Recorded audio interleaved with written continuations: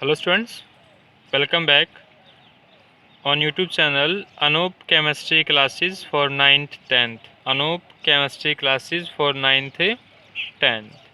Okay, I am Anup Sharma in 10th class chemistry. 10th class chemistry. तो अब ये आज के जो टॉपिक होंगे वो कुछ थोड़े से ऐसे होंगे जो बुक्स में थोड़ा बहुत गिवन होगा, ठीक है।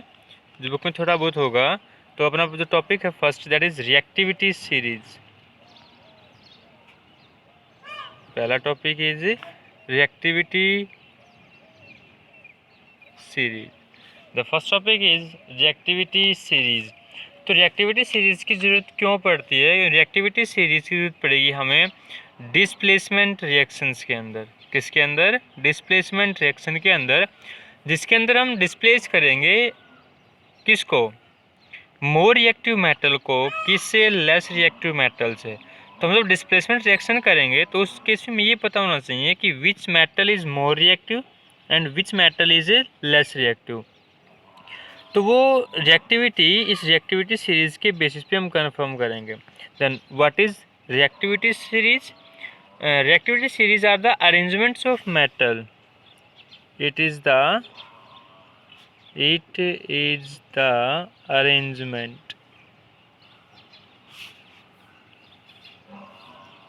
Arrangement of metal.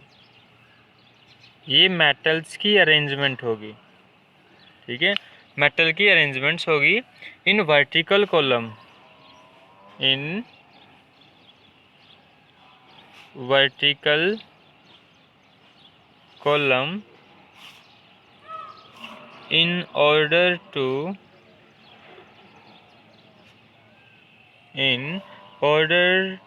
to their decreasing reactivity, their decreasing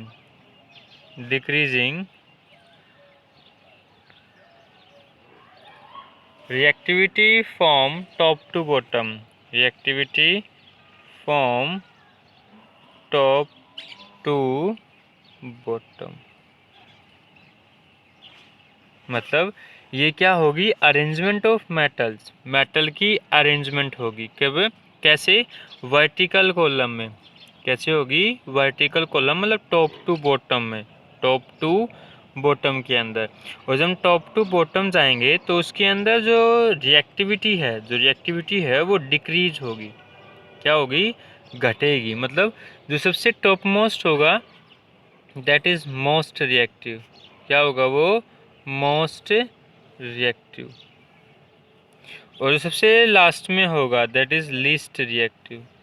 वो क्या होगा? लीस्ट रिएक्टिव, ठीक है। वो होगा least reactive. At the top of जो टॉप होगी रिएक्टिविटी सीरीज की वो मोस्ट रिएक्टिव मेटल होगी। सबसे नीचे होगी वो क्या होगी? Least reactive. अब जो वर्टिकल कॉलम के अंदर ऑर्डर होता है, ठीक है, जो ऑर्डर होगा वो अपने पास होगा। सबसे पहले होती है सोडियम पोटासियम। सबसे पहले कौन सी रिएक्शन होती है? Potassium, top most.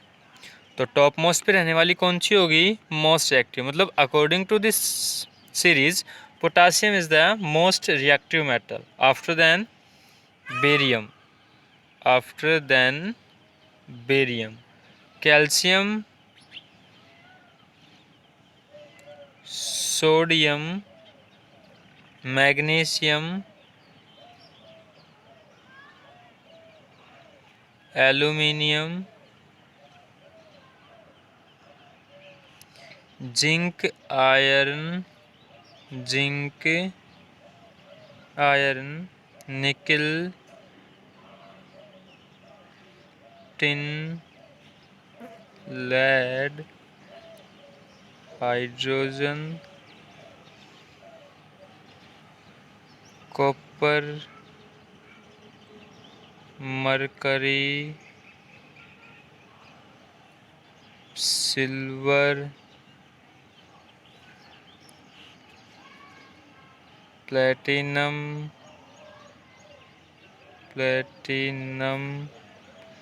And last one is gold. ठीक है, so topmost is potassium, that is most reactive, and last one is gold, that is least reactive, ये सबसे least reactive metal होगी। ठीक है, अब देखिए आपको कुछ रिएक्टिविटी सीरीज़ के अंदर, इस पांचों के अंदर आपको कुछ चेंजमेंट मिलेंगे। ठीक है, इसके अंदर जो सोडियम है, कौन है जो सोडियम, वो कैल्शियम के बाद आ रहा है। सोडियम कम्स आफ्टर किसके, कैल्शियम के। जो सोडियम है वो कैल्शियम के बाद आ रहा है ना। आपको बहुत सी में ऊपर नीचे मिलेंगे, ये यहाँ मिलेगा, ये यहाँ मिलेगा। तो यहाँ करने का जो बेसिस है कि कैल्शियम को पहले जो लेके आ रहा हूँ, सोडियम को बाद में लेके आ रहा हूँ, इसका मेरे पास बेसिस है कि क्यों हो रहा है ऐसा। उसके लिए अपने पास लॉजिक है कि this is on the basis of displacement reaction, this is on the basis of displacement reaction. किस बेस के ऊपर है ये, डिस्प्लेसमेंट रिएक्शन के बेस पे, जो हम डिस्प्लेसमेंट रिएक्शन करते हैं उसके बेस पे। एंड देयर इलेक्ट्रोड पोटेंशियल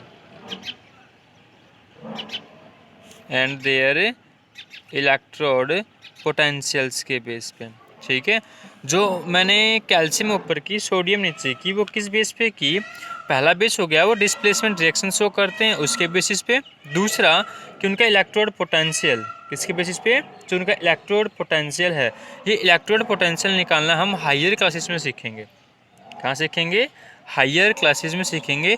आपको बहुत सी बुक्स में ये ऊपर ये नीचे मिलेगा, सोडियम ऊपर और कैल्शियम नीचे। तो मेरा ऊपर करने का जो मेन मोटो था वो क्या था कि ये डिस्प्लेसमेंट से रिएक्शन करता है उसके बेसिस पे, प्लस दूसरा जो इनका इलेक्ट्रोड पोटेंशियल है उनके बेसिस के ऊपर मैंने क्या किया, सोडियम को ऊपर रखा और कैल्शियम को ऊपर रखा और सोडियम को नीचे रखा। ठीक है, ये मेरे पास कुछ कॉमन मेटल्स हैं। दूसरा पॉइंट बनेगा कि these are some common metals. ये नहीं है कि रिएक्टिविटी सीरीज में जो मेटल्स आ गई वो ही रिएक्टिव हैं, मोर रिएक्टिव लिस्ट रिएक्टिव, ऐसा नहीं है। अगर दूसरी मेटल्स भी अपने पास आई तो उसको भी मैं रिएक्टिविटी सीरीज में पुट कर सकता हूँ according to their reactivity. Example दे रहा हूँ, जैसे मेरे पास लिथियम है, क्या है अपने पास है, लिथियम। तो लिथियम को मैं कहाँ पुट करूँ, लिथियम को मैं पोटासियम के भी ऊपर रखूँगा। मतलब टॉप मोस्ट पे अगर लिथियम हो अपने इसके अंदर को डिस्प्लेसमेंट रिएक्शन करो और उसके अंदर लिथियम का जिक्र आ जाए तो लिथियम कहाँ होगा, लिथियम अपना जस्ट पोटासियम के भी ऊपर होगा। कहाँ होगा, पोटासियम के भी ऊपर होगा। ठीक है, मतलब ये लिथियम कहाँ आएगा, पोटासियम के ऊपर आएगा। ठीक है, तब जो रिएक्टिविटी सीरीज बनेगी वो सबसे ऊपर कौन आ जाएगी, लिथियम। कौन आ जाएगी, लिथियम। मतलब जो सबसे मोस्ट रिएक्टिव मेटल होगी, क्या होगी, मोस्ट रिएक्टिव मेटल वो लिथियम होगी, उसके बाद ये सीरीज चलेगी। ठीक है, ऐसा नहीं है कि रिएक्टिविटी सीरीज में केवल यही मेटल्स हैं, ये सिर्फ कुछ एक कॉमन मेटल्स हैं। अगर कुछ मेटल्स और भी ऐड करना चाहो तो उसकी रिएक्टिविटी के अकॉर्डिंग उसको हम सेट कर सकते हैं। एग्जांपल मैंने दे दिया कि लिथियम आएगा तो lithium is a more reactive as compare to potassium. जो लिथियम है वो पोटासियम से भी मोर रिएक्टिव है, तो जो लिथियम होगा वो सबसे ऊपर आएगा। ठीक है, तो this is reactivity series very important for displacement reaction. इसके बिना डिस्प्लेसमेंट रिएक्शन नहीं होगी। ये जो थी मेटल्स की, अब करवाऊंगा reactivity of non metals. Reactivity of non metals, और नॉन मेटल में ले रहा हूँ 17th ग्रुप। कौन सा ग्रुप है, 17th ग्रुप, जिसको हम हैलोजन फैमिली कहते हैं। कौन सी फैमिली, हैलोजन फैमिली कहते हैं। ठीक है, 17th ग्रुप जिसको हम हैलोजन फैमिली के नाम से जानते हैं, उसमें जो एलिमेंट्स होंगे वो fluorine, chlorine, bromine and iodine, और यही उनकी रिएक्टिविटी सीरीज है। ठीक है, fluorine is most reactive, fluorine is most reactive and iodine is least reactive. ठीक है, क्या हो गया, फ्लोरीन सबसे ज़्यादा रिएक्टिव है, फ्लोरीन सबसे ज़्यादा रिएक्टिव है और आयोडीन सबसे कम रिएक्टिव है। ठीक है, नाउ नेक्स्ट टॉपिक इज, अपना जो अगला टॉपिक होगा वो होगा oxidation and reduction on electronic concept. Oxidation and reduction, oxidation and reduction, oxidation and reduction on electronic concept, electronic concepts के ऊपर। मतलब ऑक्सीडेशन रिडक्शन हमने पढ़ा था, addition of oxygen, removal of hydrogen, इस विषय पे पढ़ा था। जो आज हम पढ़ेंगे, जो अपना आज का टॉपिक होगा वो होगा इलेक्ट्रॉन्स के बेस पे, इलेक्ट्रॉनिक कॉन्सेप्ट। किसके बेस के ऊपर, इलेक्ट्रॉन्स के बेस के ऊपर ऑक्सीडेशन रिडक्शंस क्या होते हैं। तो on the basis of electronic concepts, firstly the definition of oxidation is, oxidation की जो डेफिनेशन होगी वो होगी a process which involves loss of electrons. Oxidation means loss of electrons, loss of electrons, मतलब जो भी स्पीसीज इलेक्ट्रॉन्स का loss कर दे, जो भी एलिमेंट इलेक्ट्रॉन से क्या कर दे, लॉस कर दे, उस पर क्या होगा, ऑक्सीडेशन। दूसरा क्या हो जाएगा, रिडक्शन। रिडक्शन क्या हो जाएगा, gain of electron, gain of electrons, मतलब जो लॉस करेगा ऑक्सीडेशन, जो गेन करेगा वो रिडक्शन। ठीक है, एग्जांपल दे रहा हूँ मैं आपको,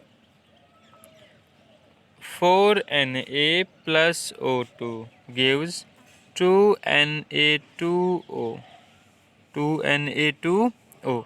अगर मैं इसके ऊपर आयंस क्रिएट करूँ प्रोडक्ट्स के अंदर, इसके ऊपर आयंस की फॉर्मेशन करूँ, तो आयंस कुछ ऐसे होंगे कि Na2 के ऊपर तो पॉजिटिव, क्योंकि सोडियम के ऊपर चार्ज कितना होता है, +1, तो ये होगा +1। ठीक है, O के ऊपर क्या होगा, O के ऊपर चार्ज होता है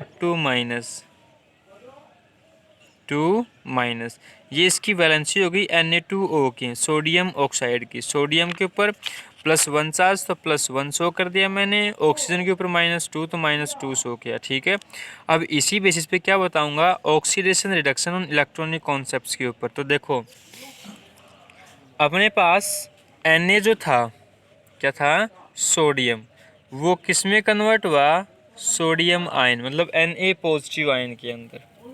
ठीक है, तो Na पॉजिटिव, पॉजिटिव का मतलब है इलेक्ट्रॉन डोनेट करना, पॉजिटिव है ना, आयंस में फॉर वो हुआ, चेंज हुआ है। तो पॉजिटिव का मतलब होता है लॉस ऑफ इलेक्ट्रॉन्स, इलेक्ट्रॉन से क्या करना, लॉस करना, और इलेक्ट्रॉन्स का लॉस क्या कहलाता है, ऑक्सीडेशन, क्या कहलाता है, ऑक्सीडेशन। समझ में आ गई। तो Na इज ऑक्सीडाइज, Na क्या हो गया, ऑक्सीडाइज। समझ में आई, क्यों हुआ, क्योंकि सोडियम था, सोडियम ने Na पॉजिटिव सोडियम आयन बनाया, क्या बनाया, सोडियम आयन।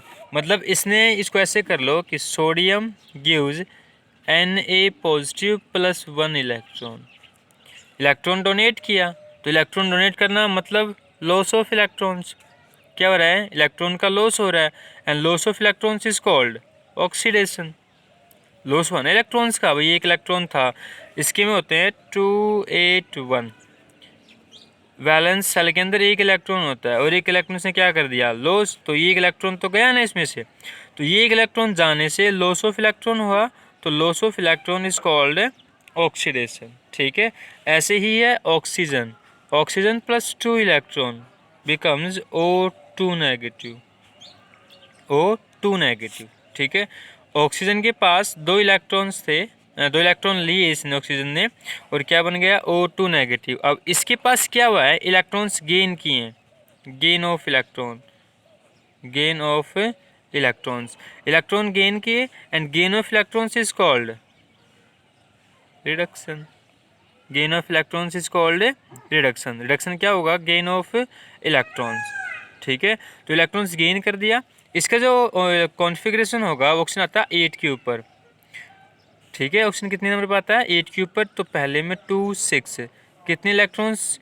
अब अपना ऑक्टेट फुल्ली फिल्ड करने के लिए, ऑक्सीजन को अपना ऑक्टेट फुल्ली फिल्ड करने के लिए 2 इलेक्ट्रॉन्स की आवश्यकता है। अगर ये 2 इलेक्ट्रॉन्स ले ले तो यहाँ पे कितने बन जाएंगे? लास्ट वैलेंस सेल में इलेक्ट्रॉन्स कितने हो जाएंगे? 8।